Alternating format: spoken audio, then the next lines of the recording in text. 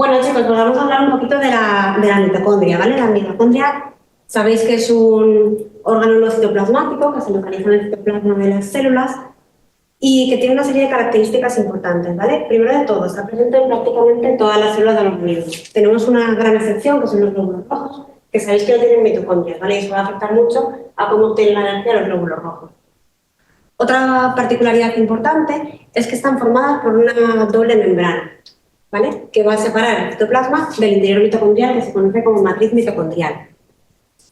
Esta doble membrana es un poco diferente de nuestras membranas celulares, ¿vale? Sabéis que el componente principal es el colesterol, pero en el caso de las membranas mitocondriales, este colesterol no está en tanto porcentaje, sino que hay otro lípido prioritario que son las cardiolipinas. Vale, estas membranas, ¿qué es lo que van a hacer? Tenemos una membrana externa que separa el organismo del citoplasma. Va a ser bastante permeable y va a permitir bastante el paso de sustancias. La membrana interna, en cambio, es otra cosa, ¿vale? Es bastante impermeable y esto va a hacer que la mayoría de las sustancias no puedan atravesarla como tal, sino que requieran de una serie de transportadores para poder desplazarse al interior mitocondrial. ¿Qué transportadores tenemos que nos suenan seguro? El glicerolfosfato, la malato, la lanzadera de carnitina, ¿vale? Un montón de lanzaderas y transportadores que veremos a lo largo del curso. Otra particularidad de la membrana interna es que contiene el famoso sistema de fosforilación oxidativa, sistema OXPHOS, ¿vale? Que es la gran joya de la corona de nuestra mitocondria. Y que veremos un poquito más a detalle a continuación.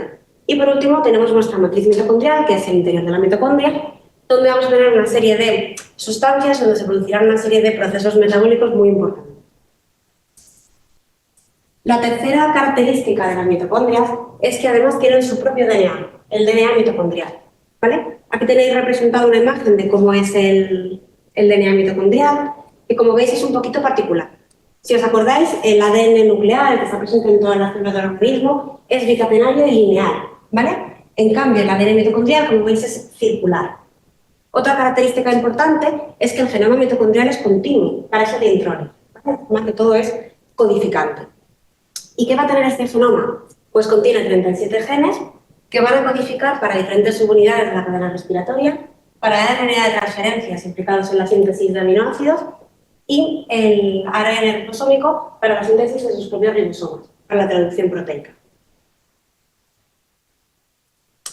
Con todo, ¿cuáles son las funciones principales de la mitocondria?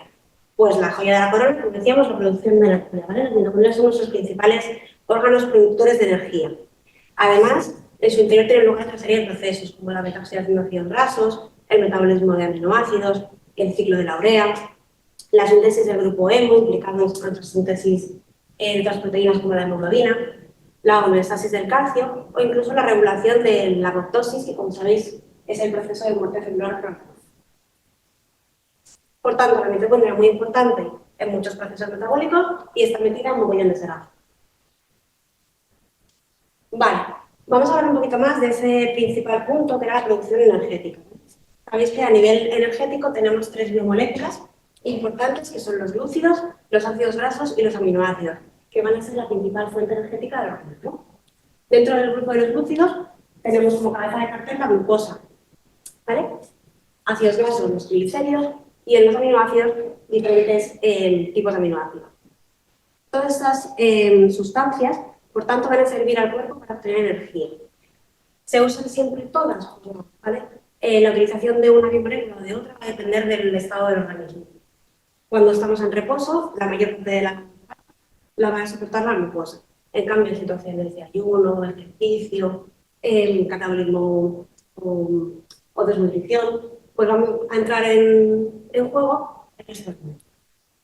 Vale, eso sí, las tres biomoléculas se metabolizan por rutas distintas y todas convergen en la formación de la acetilcoenzima. Esta acetilcoenzima A, a nivel mitocondrial, se va a denominar como ciclo de Krebs o ciclo de los ácidos cítricos. ¿Vale? Y va a producir ATP y dos moléculas muy importantes, NADH y FADH2. Estas dos moléculas son dos coenzimas de oxidorreducción que derivan de dos vitaminas, la vitamina B2 y la vitamina D3, que si os acordáis son hidrosolubles.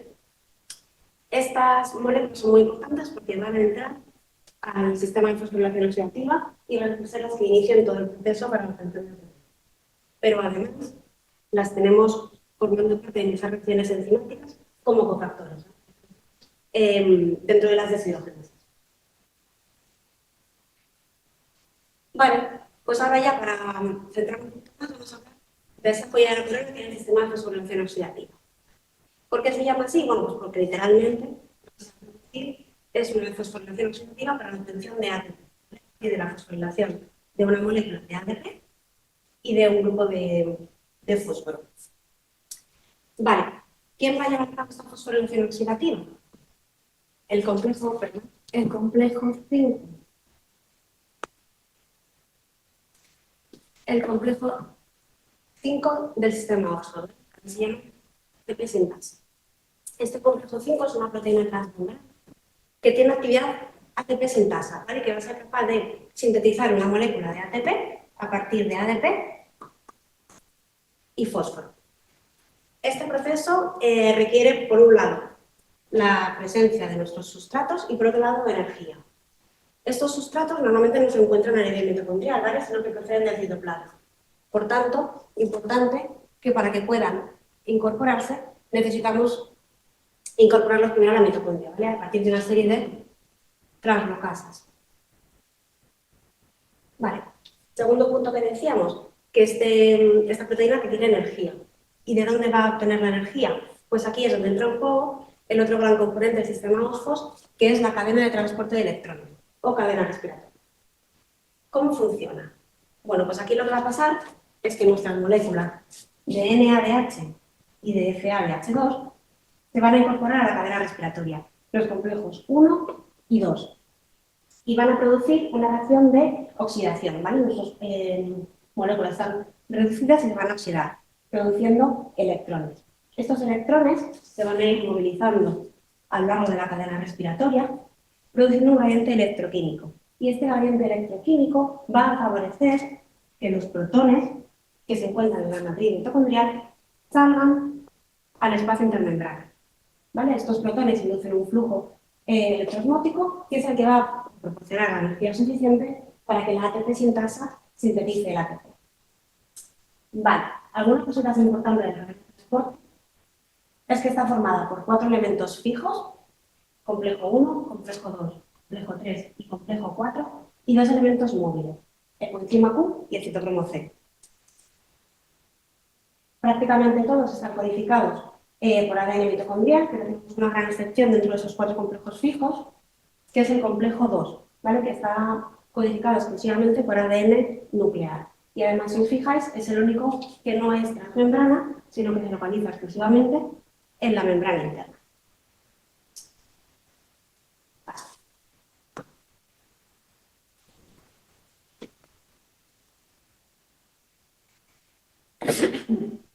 Todos estos complejos son inhibibles, ¿vale? Tenemos una serie de sustancias que pueden inducir un mal funcionamiento o el bloqueo de esta cadena de transporte de electrones o bien del sistema de la ATP sintasa, ¿vale?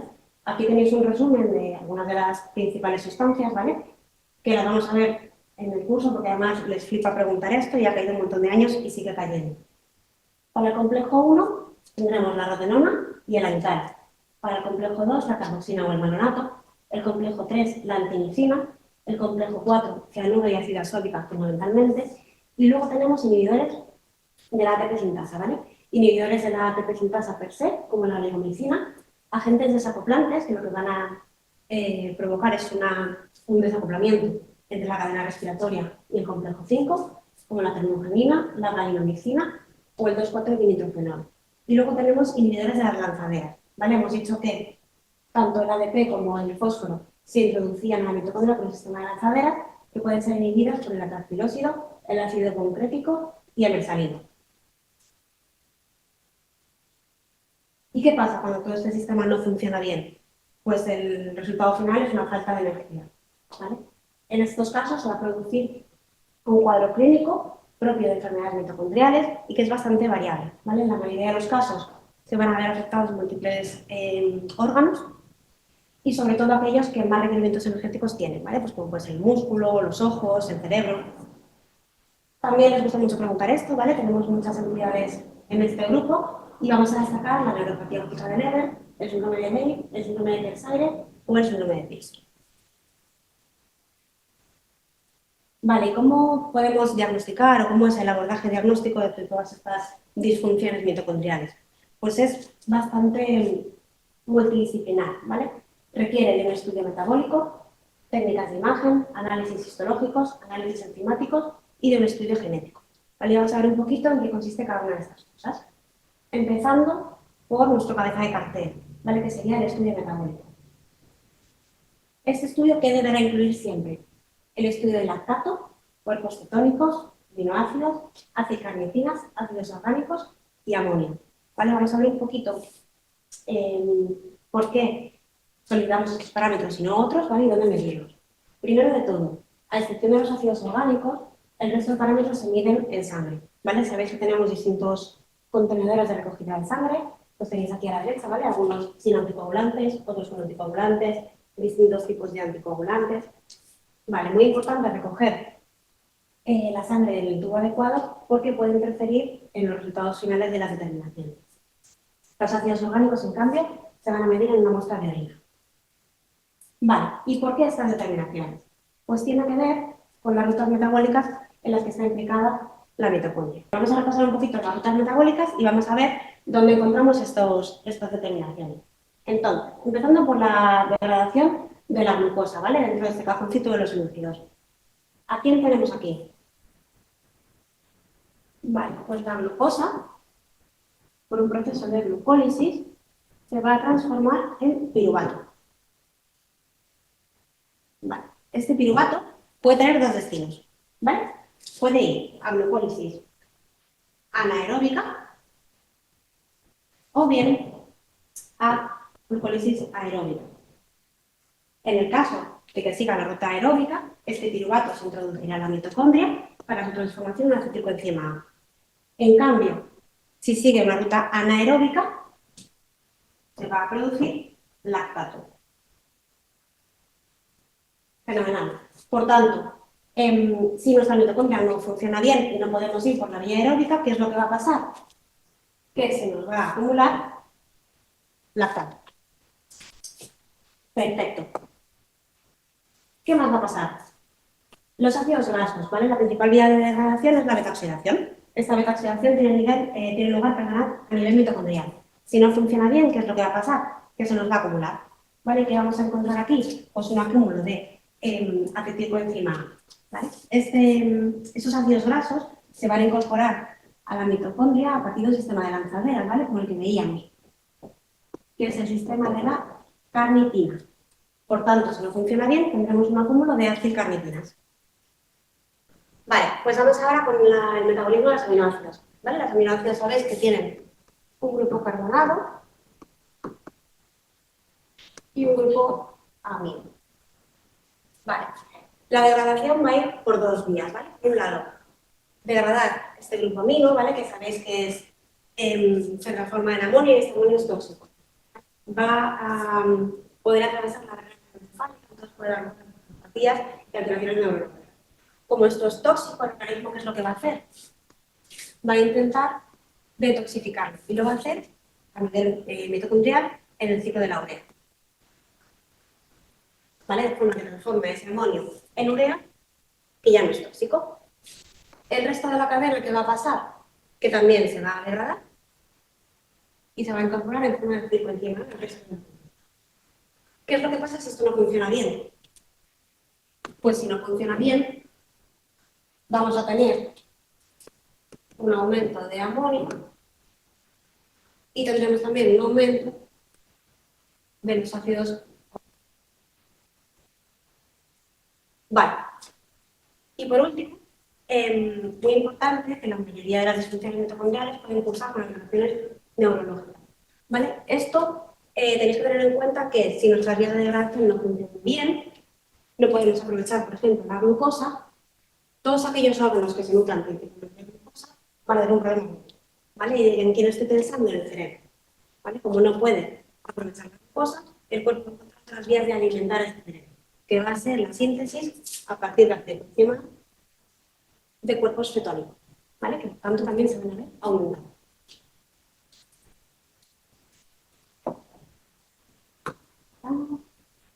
Vale. Pues pues este es un resumen un poco de cuál es el estudio metabólico que deberíamos de hacer y qué parámetros se ven alterados. ¿Qué más? Técnicas de imagen. Pues sí, como decíamos, pueden producirse lesiones isquémicas, alteraciones neurológicas, que se van a ver en resonancia magnética. También un análisis histológico. ¿Vale? Los músculos son uno de los tejidos que tienen mayor cantidad de energéticos y, por tanto, si nuestras mitocondrias no funcionan bien y no funcionan, vamos a observar una serie de alteraciones que se pueden ver en biopsias musculares. También tenemos un análisis enzimático. ¿Vale? Podemos detectar qué tal funcionan nuestros complejos y si hay algún problema enzimático. ¿Cómo lo vamos a hacer? Pues aprovechando que teníamos aquí estas moléculas de oxidorreducción y lo vamos a hacer mediante métodos espectrofotométricos, que veréis ampliamente en técnicas y que nos va a contar nuestro compañero Fer seguro. Y por último, hablaremos del estudio genético, ¿vale? Hemos dicho que las mitocondrias además están controladas tanto por ADN nuclear como por ADN mitocondrial, ¿vale? Por tanto, un estudio genético bastante complejo. ¿Cómo lo vamos a abordar? Lo veremos mucho, ¿vale? En las técnicas de biología molecular, mediante NGS, mediante secuenciación de sangre, mediante MLPA, mediante técnicas de Sauer Blot para detectar grandes movimientos, etc. Pues nada, simplemente muchas gracias. Espero que os haya servido este repaso de la mitocondria, que como veis es muy complejo. Hemos aprovechado para repasar un poquito conceptos de muchas cositas y nos vemos pronto en clase.